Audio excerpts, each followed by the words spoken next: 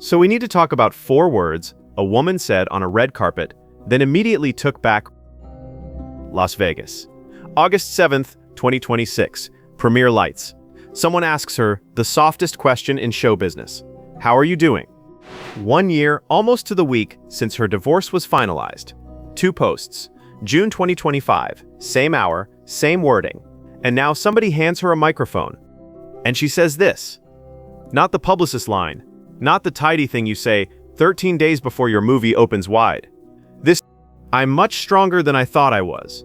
And my friendships, my female friendships, have really been instrumental to me discovering that strength. Fine. Standard. Red carpet resilience. Order of the day.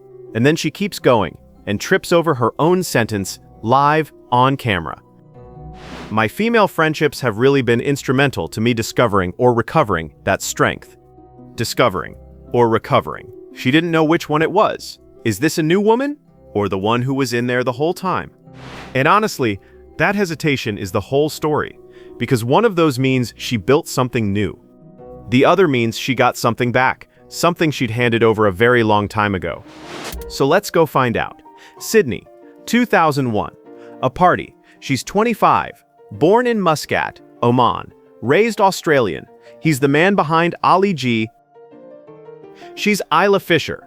Born in Muscat, Oman. Raised in Perth. A soap opera face the whole of Australia knows. He's Sacha Baron Cohen. British. Currently pretending to be a man called Ali G, and half of Britain believes him. They meet. That's it. That's the entire origin story. No agency setup, no press released meet cute. Engaged by 2004. And then she does something people skip past when they retell this. She converts to Judaism. Years of study. That's not a paperwork detail. That's a life reorganized around a person. They marry on the 15th of March, 2010. Jewish ceremony. Guest list, so small, the press never got the photograph. 3 children arrive, 2007, 2010, 2015, 2 daughters, a son. Kept off the internet as long as humanly possible. Meanwhile, his career detonates. Borat, Bruno, the dictator. He becomes one of the most recognizable comedians alive. And hers, Wedding Crashers. Confessions of a shopaholic, now you see me, working, steadily, quietly. For 22 years, that's what you get from these two. Privacy. Deliberate, disciplined, industrial-grade privacy. Which is exactly why, when it ended, the way it ended told you everything. April 2024. A joint statement lands. Both accounts, same words, same minute. No interview, no exclusive, no crisis PR tour. And it opens with a sports metaphor. After a long tennis match lasting over 20 years, we are finally putting our rackets down. A tennis joke about a marriage. Read that again. 20+ years, 3 children, a conversion to Judaism, filed down into a racket gag. And then the sentence, everybody skated straight past, buried right under the punchline. One clause, no joke in it. The only line carrying a date? In 2023, we jointly filed to end our marriage. Jointly filed. 2023. Past tense, delivered to you in the spring of 2024. In 2023, meaning by the time you found out, it was already months old. Filed at the end of 2023, announced in April, 4 months, minimum, of a marriage already over on paper. They'd filed, then done Christmas, school runs, premieres, photographs, and told absolutely nobody. 3 children, born 2007, 2010, 2015. The youngest was 8. We have always prioritized our privacy and have been quietly working through this change. And then we sincerely appreciate your respecting our family's wish for privacy. Quietly. Hold on to that word. It's the operative word of this entire story. Because after that post, nothing. No sources close to the couple. 10 months of silence. Now, here's the thing about that tennis line. It's funny. It's clever. It is very obviously written by the comedian. And everything Isla Fisher says afterwards reads like a slow, very polite correction of it. Because it wasn't a match. And nobody put their racket down. One of them wrote that line, and it wasn't the woman who'd later call it the hardest thing she'd been through. One of them was still standing on the court, alone, and she had 10 months of silence left to serve. February 2025. 10 months of nothing. Then she sits down with the Sunday Times. No joke this time. February 2025. The Sunday Times, 10 months of silence, and then she talks, properly, at length, in her own register. It's the most difficult thing that I've been through, and I've learned so much about myself in the process. There it is. No rackets, no metaphor, just the sentence, said plainly, 10 months late, and then she names who got her through it. Watch this, because it's not who the tabloids expected. The women in my life have held me, held, not supported, not were there for me, held. And she keeps going, because that Sunday Times piece isn't a soundbite, it's an inventory of what survived. Quote, I'm sitting here today because of them. Sitting here today, as in, the alternative existed. Then she lists what's left. I do have resilience, who I am outside of a partnership, and what my values are. Read that again. She's listing herself like something she found in the pocket of an old coat. And then the sentence she needed on the record. I never imagined my family being separated, but we are committed and loving parents. 3 children, born 2007, 2010, 2015. That line wasn't written for you, it was written for them. June 13th, 2025, 14 months after the announcement. 2 posts, hers and his, going up at the same moment, saying the same thing. Both of them post, same day. 2 accounts, near identical words, coordinated to the comma. Our divorce has now been finalized. 6 words, no adjectives, nobody's fault, then we are proud of all we've achieved together. And a line saying they remain friends. We are proud of all we've achieved together, continuing our great respect for each other. And it signs off saying they remain friends.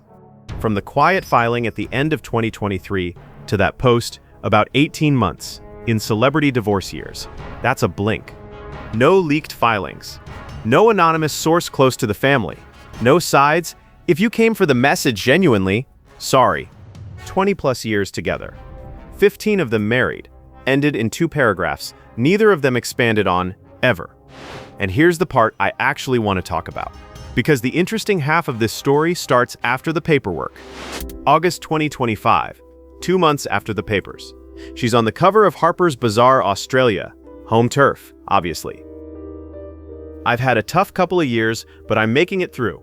Harper's Bazaar Australia, August 2025. Cover story. I'm really excited for the next chapter. Standard press tour filler, except this time, she actually says what's in the chapter. I'm refocusing on my career. Previously, I was very much focused on my kids, which I still am, obviously. But I'm enjoying tackling work again.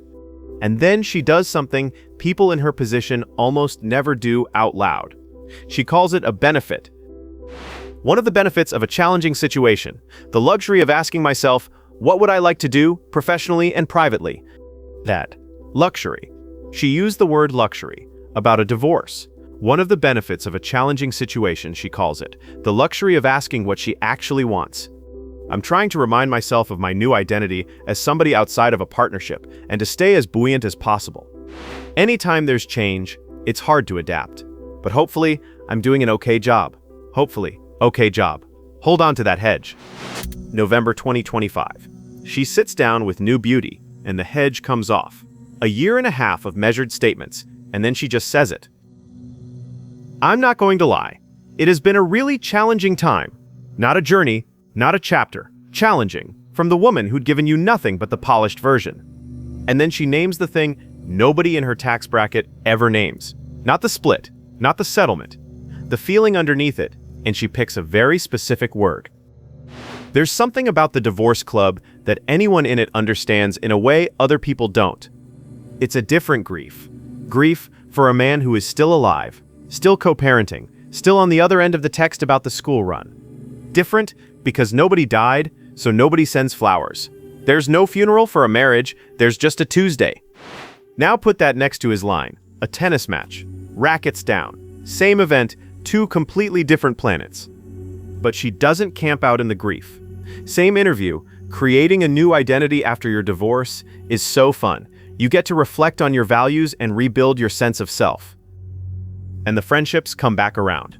Those relationships, supportive, brilliant, often really, really old, get to retake center stage. Same month, L decoration. Creating a new life from a grassroots level has been challenging, but deeply rewarding. I'm enjoying this new version of my life. February 3rd, 2026. She turns 50. Born in Muscat, Oman, in 1976. 8 months divorced, with a film shot in Queensland sitting in the can. 50. Divorced, 3 kids, and a diary suddenly full of work she chose herself. March 10th, 2026. Time Women of the Year Gala, West Hollywood. Someone asks how she's doing, and she answers twice. She upgrades herself mid-sentence. I'm good. Beat.